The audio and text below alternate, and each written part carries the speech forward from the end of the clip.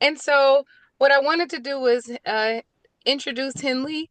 This is again his debut for those who were if I was cutting out. Henley is an aspiring comedian. He's been doing this for years. He's been I funny have his not. whole I life. have not done this for a long He for said he's almost been never. funny his whole life. So now we are going to test his Sure. funny. We're going to bring the funny. So I have put together this platform to just try it out. So with further Oh, ado, I looking welcome good. Mr. Henley Shorland. I'd like to first express my I'd like to first express my strong gratitude to Tanya. I simply walked in the room one day and I said to her, "Yeah, comedy is one of the millions of things she wants to do. I want to do." Then she said, "I am going to set up a meeting for you. It's going to be on March the 7th. We're doing it," and blah blah blah blah. And I was like, "What? What the?" So now I'm here, all because of that. Yeah.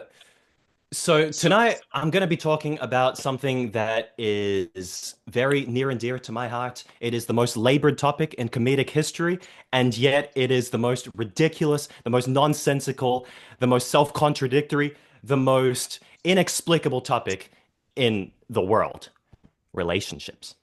I hope you're ready. I hope I make you laugh. I'm not ready for this, but I'll try anyway. So, I want you all to think about something.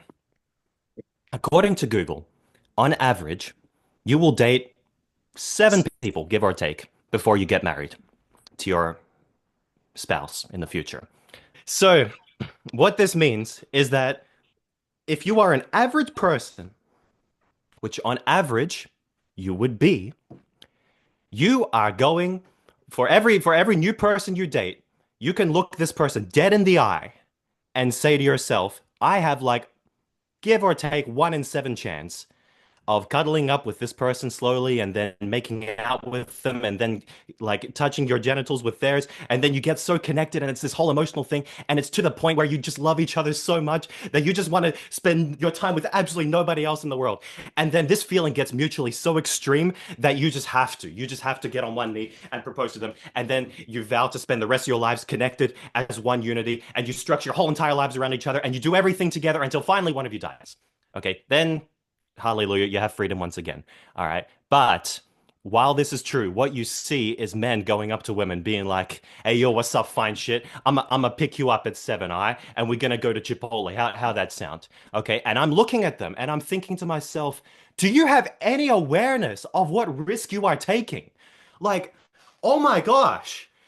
But when I was 15, I was very strategic about this. I realized this high probability that this person could be my whoever I want could be my future spouse. So I went to class and I asked out my crush, okay, thinking, all right, this could be it, guys. This could be my future, Probably not, but maybe. All right. And I said to her, would you like to go out with me? And she said yes. And then we went out on a date, I was so excited, but I said some dumb shit and then she never spoke to me again. Then the second person I went out with, I really liked her as well, and I felt the same feeling and everything, but I said some dumb shit and we never spoke again. And then the third person, same hype, same feeling. It never went away. I loved her. I was like, oh my gosh, you know, you're the best. But I said some dumb shit and I never spoke to her again. Then the fourth girl, we were going out and she said some dumb shit. But no, you guys can see the pattern, okay? I keep saying dumb shit to every single girl I meet, and that's why I'm where I am now. Anyway, fast forward to girl number 7. I'm staring at myself in the mirror, and I'm remembering that statistic, and all I'm doing is like, I'm gonna I'm gonna have to transform into like a whole new person who doesn't say dumb shit, all right? Or else my whole entire future could be in total jeopardy, all right? But guys, after 30 something girls, I have learned that I'm a statistical anomaly. Oh yeah. And I've always learned my whole life I'm special and I'm not like other people and I'm an outlier, but I just never understood what they meant until now. I forgot my fucking lines once again. It's very hard to remember to remember this much information. Oh yeah, that's right. One of those girls though, if I don't really know if she counted. Let me explain. Let me explain. One night, me and her, we were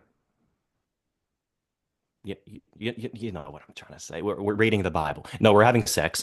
And she was doing everything right. Like, I was amazed. She was being so feminine. She was the best. I was like, what? This is great. But after we were done, she looked at me very, very sad. And I was like, what's wrong? You know, we just had a great time. Like, why are you looking at me so upset? And she looked at me with those endearing eyes and she said to me, Henley, that was my alter ego. And yeah, you guys, like this was the beginning of like I this was so much to adapt to. Okay. I I said to her, okay, I get it. Like because I was having more fun with her than her, default self. So, that must be why you're upset. I said to her. And she said to me, no, it's because you committed infidelity. I was like, oh. So, yeah, I was trying to explain to her, like, you know how I am. I'm so convincing. Like, I can talk my way out of any tough situation. So I said to her, "Listen, you look the same. Like, how was I meant to know? You have the same name, you have the same identity." And she said to me, "No, we don't. My name is Jamie. Her name is Jemima." All right. So the next time we're in the same situation and it was getting heated and she started to unclothe herself and everything, I said to her, "All right, listen. Before this continues, is your name Jamie or is your name Jemima?" And she said to me, "This is Jemima." And I said to her, "Can you please turn back into Jamie, please?" She said no. So I started to stare at the ceiling and I started to think, like, what the hell am I meant to do? You know? And I remember it was a really, really tough decision. Like, it took all the discipline, all the strength that I had. I really thought about it for a long time, but I had to do what was right, guys. I had to cheat on Jamie because she was fucking crazy. Are you kidding me? Yeah, I actually have an alter ego myself, guys. Um, I called him Heinrich, fittingly. He's a lot like me. You probably wouldn't even be able to tell a difference.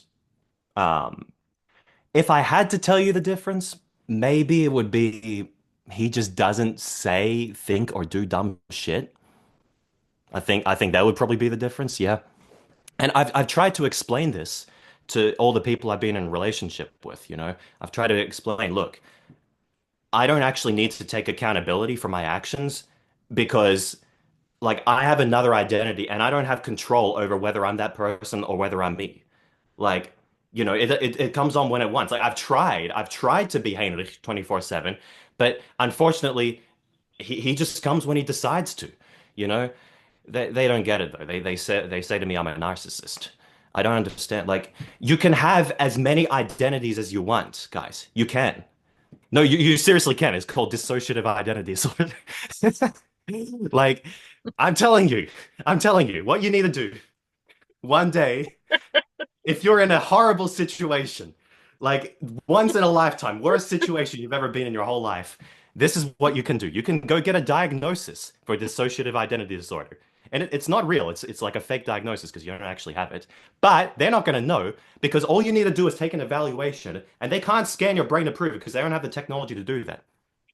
Once you pass the diagnosis, you can go shoot up a school, you can go rob a bank, you can go do whatever you want. Like you can crash into buildings, Grand Theft Auto style, just as long as you remember this one step. After you're done and the police come to you and they ask you what the fuck was going through your head when you did all that, all you do is you say to them, listen, listen, listen. I have dissociative identity disorder. Here's all my paperwork. Here's my diagnosis and everything. Okay. That person, that mayhem, that was caused by my other half. But he actually, when he got in trouble and he knew that the police was coming after him, he committed suicide because he was so scared of what would happen. So you don't actually have to worry anymore. I'm not going to do anything bad. For legal reasons, that is not going to work. Please don't do that. That's a joke. Because they don't care enough about mental health problems these days. So I want to open up the floor though. Like I know this is a Zoom meeting where yeah, there's like 24 people. Can I do some crowd work anyway? Okay. If you're a man and you are single, I want you to unmute your microphone and I want you to say whatever you want to say. If you can, if Tanya will allow you. Go ahead.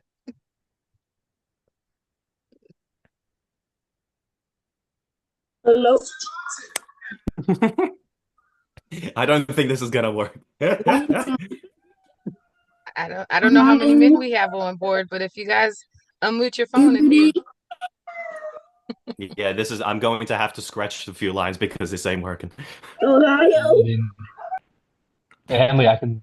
Want to ask me something? Uh-huh. Hi. Hey. This is not a wide enough demographic, unfortunately. So I'm going to skip a few lines. Um, okay.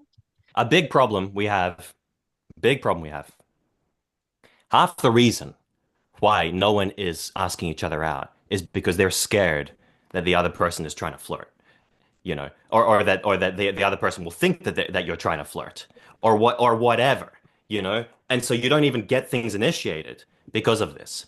I bet you even if there were like 1,000 people in this room, the amount of people that would have been like, yeah, I'm single, it would have been pretty reluctant, you know, because they don't want to be like, oh, she's signaling, he's signaling, they're interested, and this problem, this psychological anxiety bullshit has gotten so deep that now, wow, I'm the head now. How nice.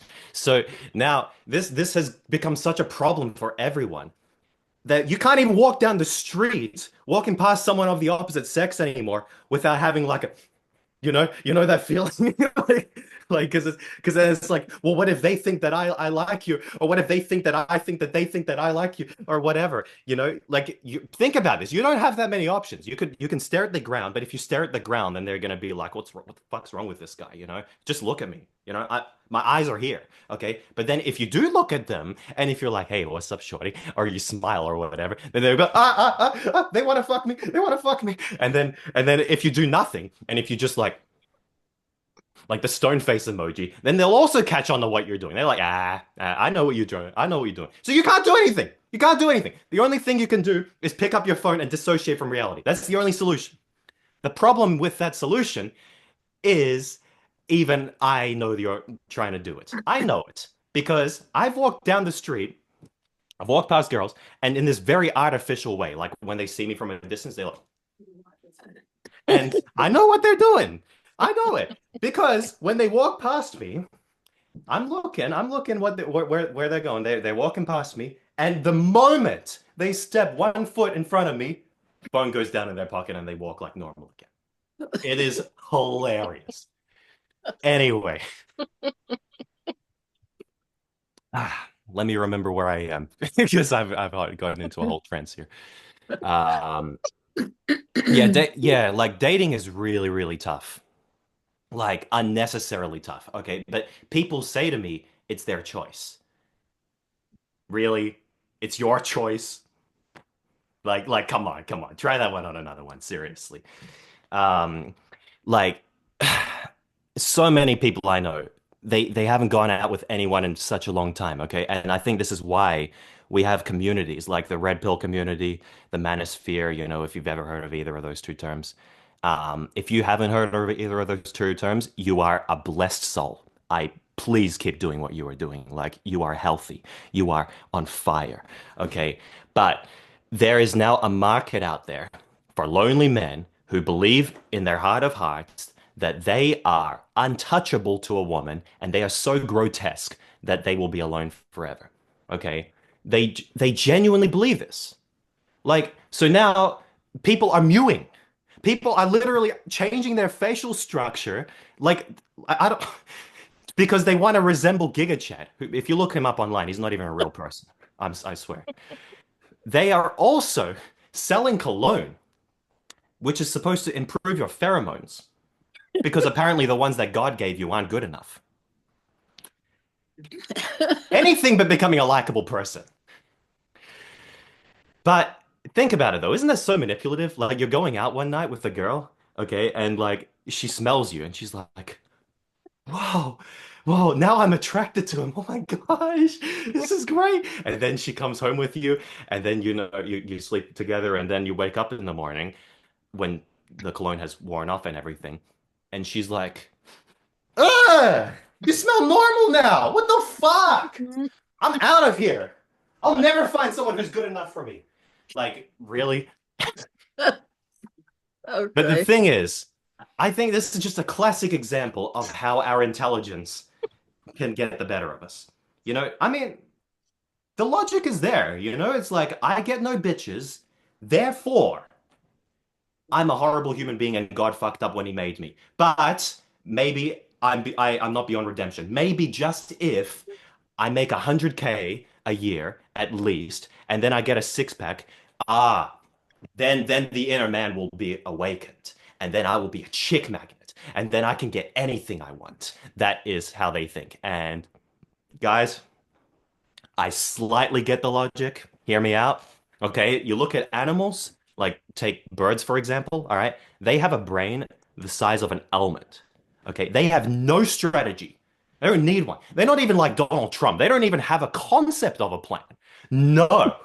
They all they do is they get horny and then they're like or whatever fucking noise comes out of their beak. Okay? And then oh my gosh, a bird of the opposite sex comes flying by, and it's like, how the hell did that work? What? What? That is the end of my set. I hope you all enjoyed. We can unmute now. We can unmute now.